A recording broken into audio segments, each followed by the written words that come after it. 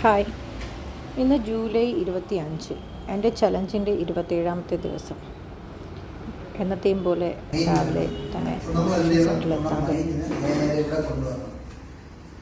Okay. Mind നമുക്ക് കൊണ്ടുവരാനും mind കാമാക്കാനും പറ്റിയ ലോകത്തെ ഒരേ ഒരു സംഗതി നമ്മൾ ശ്വാസം എത്ര നേരം ഇരുന്നു നമ്മുടെ ബ്രീത്തിങ്ങിനെ കുറിച്ച് നമ്മൾ ചിന്തിച്ചേയില്ല. നമ്മൾ ജീവിച്ചിരിക്കുന്നത് ബ്രീത്തിങ് ഉള്ളതുകൊണ്ട്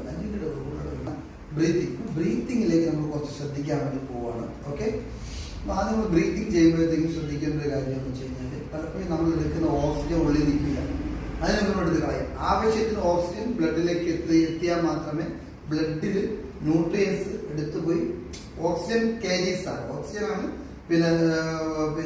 ബ്ലഡ് കാരീസ് ഓക്സിജൻ ആൻഡ് ന്യൂട്രീഷൻ ആണ്. ബ്ലഡ് എടുത്തോണ്ട് പോകുന്നത് രണ്ട് കാര്യങ്ങളാണ്. ഒന്ന് ഓക്സിജന്, രണ്ട് ന്യൂട്രീഷനാണ്. ഇത് രണ്ട് കറക്റ്റ് ഓക്സിജൻ എല്ലാ സെൽസിലും പോകുമ്പോഴേ ആക്റ്റീവ് ആവുള്ളൂ. അതിനുള്ള എക്സസൈസ് 5 എത്തി ശ്വാസം എത്തുമ്പോഴത്തേക്കും ഹോൾഡ് ചെയ്യണം. 5 എണ്ണം നല്ല ഹോൾഡ് ചെയ്യണം. നോക്കിക്കോണേ, 5 ഹോൾഡ് ചെയ്തിട്ട് പിന്നീട് നേരെ ബ്രീത്ത് ഡൗൺ ആണ്.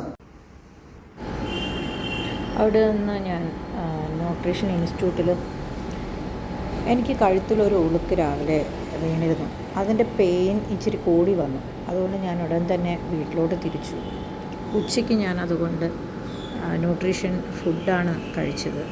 രാത്രിയിലത്തെ ഡിന്നർ ഇന്നലെ ഒന്ന് ചേഞ്ച് ചെയ്തു ലഞ്ചിലോട്ട് കൊണ്ടുവന്നു.